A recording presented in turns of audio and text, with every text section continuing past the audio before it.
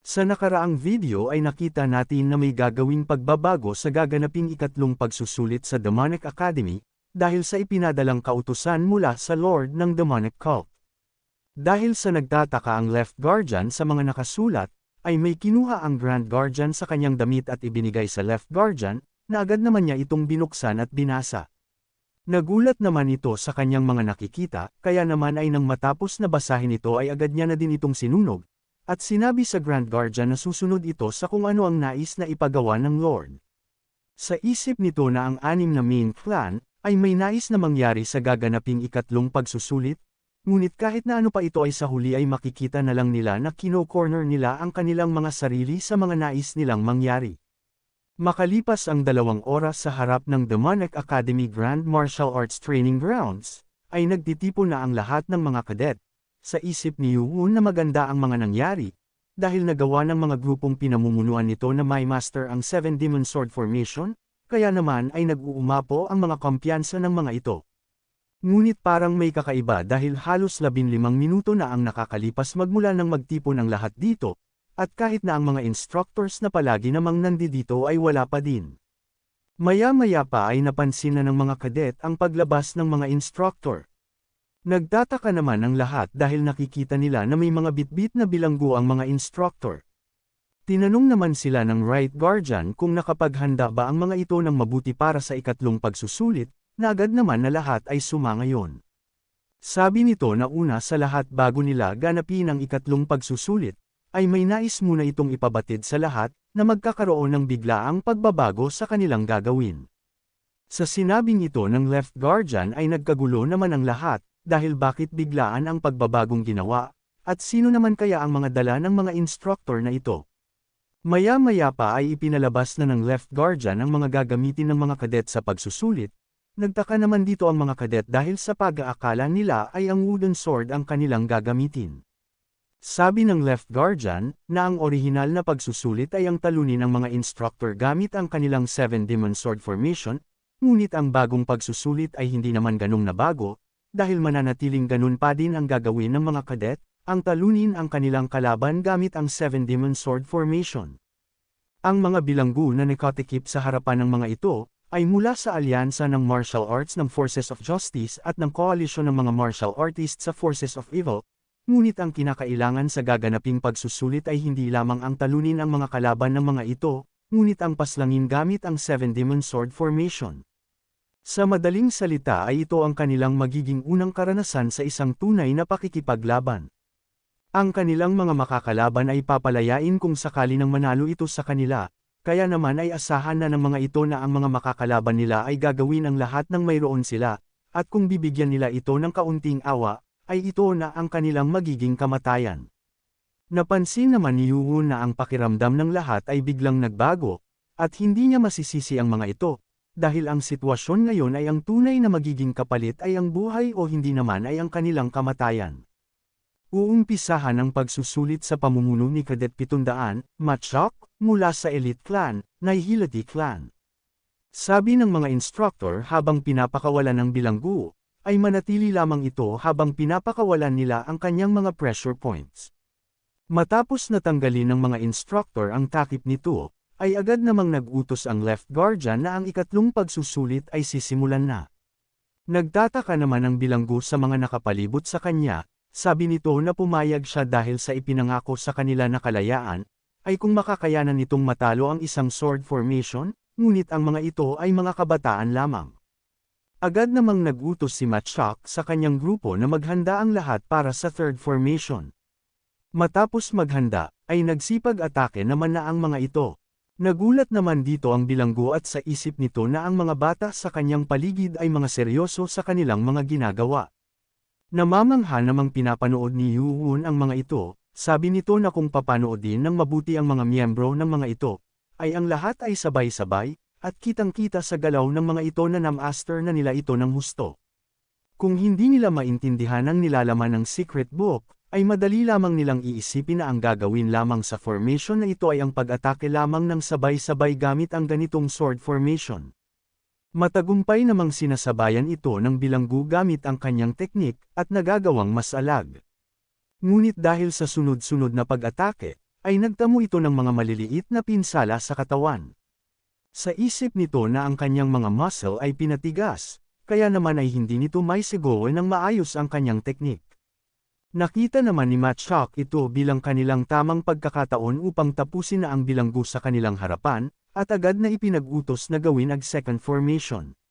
Dahil sa maliit na pagkakamali naman ng dalawang kadet dahil sa bigla itong nagkabungguan, ay nakakita ang bilanggo ng pagkakataon din upang umatake, kaya naman ay agad na niyang sinugod ang isang kadet. Sa labis na pagkagulat at takot ng kadet, ay natigilan ito at napatitig na lang sa paparating na atake sa kanya, ngunit nang malapit na itong tumama ang espada sa lalamunan ng kadet, ay bigla naman itong napatigil. Nagtataka din dito si Yuwon sa biglaang pagtigil ng bilanggo. Nang biglang may mga espada nang nakatusok sa katawan ng bilanggo, at ito ang dahilan kung bakit ito napahinto. Napalingon naman ito sa mga kadet na sumaksak sa kanya, at kitang-kita sa mga muka ng mga ito ang matinding takot at kaba, at maya-maya pa ay bigla na lang na bumagsak ito. Napaupo naman ang isang kadet sa pagkakagulat dahil nagawa niyang makapaslang ng tao. Sa nangyari naman ay ang lahat ng mga kadet na nanunood ay nagsigawan dahil sa matinding tuwa sa nangyari. Naiiyak naman si Machak dahil ang balak lamang nila ay ang pigilan ito at hindi ang magawang mapaslang. Agad naman binati ng Right Guardian ang 7 sa mga miyembro nito, nagtanong naman ang iba kung bakit hindi sila nakapasa, at sinagot naman sila na ito ay dahil sa nagkabungguan at nagkamali ang mga ito habang isinasagawa ang formation. Sabi ni Yuwon na ito pala ang sinasabi ng mga ito na kahit gagawin ang pagsusulit ng isang grupo, ay nasa kada kadet pa din kung makakapasa ito o hindi, dahil sa kanilang magiging individual performance. Ang kasunod naman ay ang grupo ni Chian Mujium, ang kanilang kalaban ay isang skilled martial artist na mula sa Forces of Evil. Umatake agad ito bago pa nila magawa ang kanilang sword formation, bilang depensang pagsagot ay agad nilang isinagawa ang fifth formation, ngunit matagumpay lamang niya itong sinira at nagawang maputol ang braso ng isa sa mga kadet. Ang martial artist na mula sa Forces of Evil, ay kinuha ang buong kalamangan dahil sa nararamdamang takot ng mga ito sa kamatayan, at matagumpay na naipawalang bisa ang Sword Demon Sword Formation. Ngunit nagawang pabayaan nito ang kanyang depensa at nagawang mapatalsik gamit lamang ang ginawang isang atake ni Mujium, ang Spring Clan Fist Technique. Sa huli ay sinapit nito ang kanyang kamatayan dahil sa ginawang first formation ng mga kadet na hindi nagawang bitawan ang kanilang mga espada. Bilang resulta, 6 lamang sa mga ito ang nakapasa, kasama na si Chian Mujium. Natapos ito ng kalahati sa kanyang mga kasamahan ay nawala, kahit na ang pinagkakatiwalaan nitong alalay na si Kadet 80 na si Jo Hyun. Ang ikatlong grupo ay napalaban sa bilanggo na mula sa Forces of Justice, ngunit ang taong ito ay lumaban gamit ang lahat na mayroon ito, na nagawang mapinsala ang maraming mga kadet. Sa huli ay 3 tao lamang mula sa ikatlong grupo ang nakapasa. May 5 pang grupo matapos na lumaban ng patayan sa iba pang mga bilanggo ang nakapasa, ngunit tanging ang mga grupo lamang na hinawakan ni Yuwon ang nagawang makapasa ang lahat ng mga miyembro nito. Namamangha naman dito ang Right Guardian dahil may mga hindi ordinaryong nangyayari sa pagsusulit, at gaya ng inaasahan ay ang lahat ng mga ito ay nasa paggabay ni Yuwon. Ang 6 na main clan ay nagdesisyon na hindi na nila mahahantay pa ang 4 na taon. 2 sa mga Vice Lord candidate ang naputol ang kanilang braso, at mayroon pang isa na nawasak ang dantian. Gusto na nilang paslangin ang ating bida kaagad, ngunit dahil ang Lord ay kinukontrol ang lahat, ay hindi nila magawa na pagsawalang bahala na lamang ang mga batas ng Demonic Academy. Sinusubukan ng mga ito na maging matalino, sa pamamagitan ng biglaang pagbabago ng pagsusulit. Ngunit lahat kaya ay aayon sa kanilang plano. Ang susunod naman ay ang grupo nila Kadet 7, Chian Yuwon. Matapos na makapunta sa harapan, ay ang ibang kasamahan nito kagaya ni Heobong ay nakakaramdam na ng matinding takot at kaba. Sabi nito na kahit pa hindi inaalis ang mga pressure points nito, ay kitang-kita ang nakakatakot na kagustuhan nitong makipaglaban at mukhang hindi ito mula sa Forces of Justice. Lumingon-lingon naman ang bilanggo na ito habang inaalis ang mga pressure points niya, dahil dito ay napapaisip si Yuwon dahil nakakapagtaka ang isang ito. Dahil ang mga naunang mga bilanggo ay hindi ganito kumilos na parang may hinahanap sa kanyang paligid, kaya napapatanong siya kung ano naman kaya ito. Nang matapos ay bago makaalis ang senior instructor, ay nagpadala ito ng sound telepathy sa ating bida at sinasabihan ito na mag-iingat. Sabi ni Yuwon na si Senior Instructor Ho ay binabalaan siya gamit ang sound telepathy. Naisip nito na parang may mali dahil sa format ng pagsusulit ay ginawang baguhin sa huling minuto bago ito simulan, ay mayroong kakaibang pinaplano ang mga ito. Agad naman ang sinimulan ang pagsusulit para sa grupo ni Cadet 7, Cheon Yuwon. Agad namang naghanda ang bilanggo. Sa isip ni Yuwon na naghanda ito ngunit hindi pa umatake. At ganoon ba kataas ang kumpiyansa nito? Agad na nagutos si Yuwon na buksan na ang fourth formation. Matapos nitong magsalita ay agad siya nitong nilingon. At may parang baliw na ekspresyon na sinabi kay Yuwon na sa wakas ay nahanap na niya din ito. Kung umabot ka na sa parte ng video na ito ay maaari lamang na i-click ang like at super thanks sa baba bilang pagsuporta. Maraming salamat.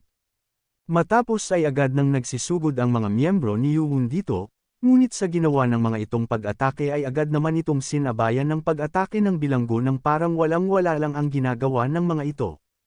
Nagtataka ang mga kadet na kung bakit ang isang ito ay parang napakalakas, at agad na nagsagawang ulit ang mga ito ng pagsugod. Naghanda naman ang bilanggo sa gagawin ng mga ito sa kanya. Nang magpang-abot ang mga ito ay madali lamang na nabasag ng bilanggo ang espada ng mga kadet na sumugod dito gamit ang isang was-iwas lamang ng kanyang espada.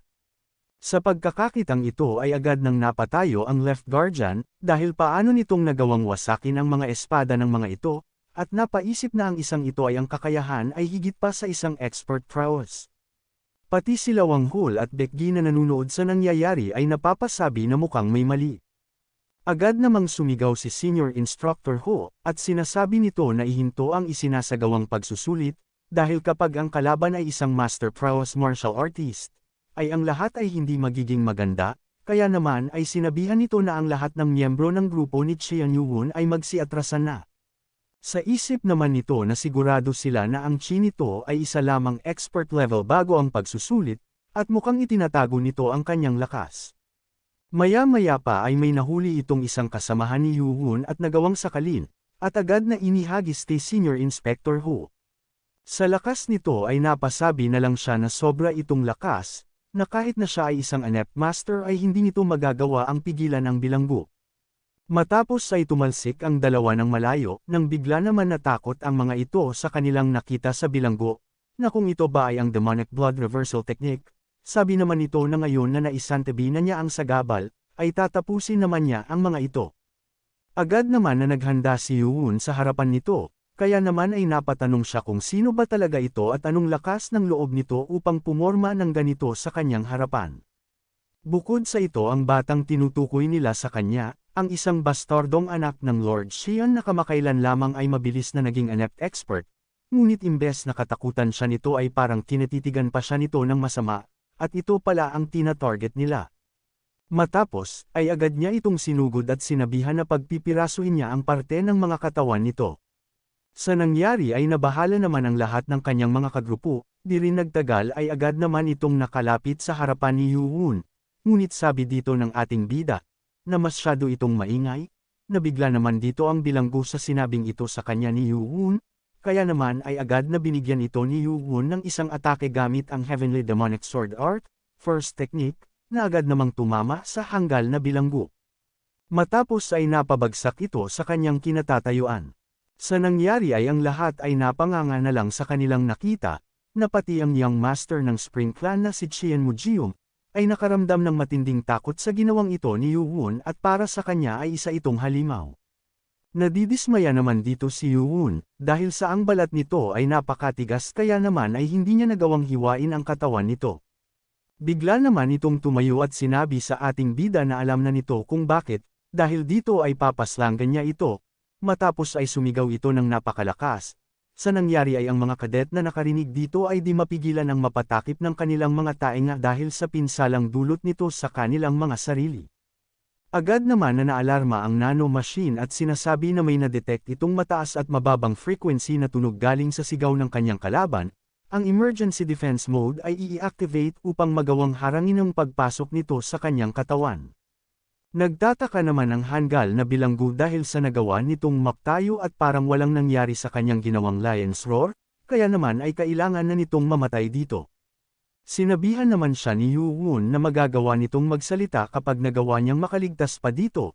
Sa tindi ng galit nito sa ating bida, ay agad itong sumugod bitbit ang malakas na puwersa na inihanda para sa gagawing pag-atake sa ating bida, nang bigla namang salagin ito nang may dumating sa pagitan nilang dalawa. Nagulat naman dito si Yu-won, dahil hindi nito inaasahan ang pagdating ng kanyang master na si Right Guardian Sibmeng. Ninitian lamang nito ang bilanggo habang ito naman ay nagtatakang tinitignan ng Right Guardian. Sabi niya na anong lakas ng loob nitong subukan at madimpian ng madumi nitong kamay ang kanyang disciple. Galit naman siyang tinititigan nito, at maya-maya pa ay sinugod nito ang Right Guardian. Sinabihan naman siya ni Yu-won na mag-iingat siya dahil mapanganib ang isang ito. Tinuwanan lamang siya ng baliw na Right Guardian at sinabihan ito na manood lamang siya. Agad nitong sinabayan ang papasugod na bilanggo gamit ang pagwasiwas ng espada nito sa kanyang buong katawan. Nang matapos ay napaluhod na lang ito, at di rin nagtagal ay napabagsak. Sabi ni Yu-won na nagawa nitong mahiwa ang lahat ng kanyang mga daluyan sa isang kisap mata lamang, at ito pala ang butterfly dance ng isang grandmaster. Mukhang 2 beses na mas malakas ito kumpara sa nakaharap niya na avatar ng kanyang master sa augmented reality. Naiinis naman dito ang bilanggo, at napapasabi na hindi nito magawang may galaw ang kanyang katawan at mukhang kailangan na nitong gamitin ang kanyang huling alas. Nabigla naman ito at natiglan sa kanyang ginagawang pag-iisip, nang bigla itong dakutin sa ulo ng Right Guardian. Sabi niya na nais ba nitong subukan na mag-self-destruct gamit ang pagpapataas ng kanyang chi sa loob ng kanyang katawan, at sino ang may sabi na papayagan niyang gawin niya ang mga bagay na ganito at paslangin ang kanyang sarili. Agad niya itong ginamitan ng isang malakas na chi technique, at nang matapos ay nawalan ito ng malay at bumagsak. Nang matapos ay agad nitong pinaringgan ang Left Guardian, at sinasabi na tingin ba nito na hindi siya nagsasayang ng oras para lamang sa basurang ito sa kanyang harapan. Nilapitan naman niya ito at sinabi na masyado itong nagmamataas at nagmamagaling sa isang basura, na kaya namang pagtagumpayan ng isang kadet na kagaya ni Yu-won, at walang karapatan ang isang lasenggerong kagaya niya ang pagsalitaan siya ng ganito. Namamangha naman ang mga kadet dahil sa nasaksihan na nila ang tunay na lakas ng isang Grandmaster level.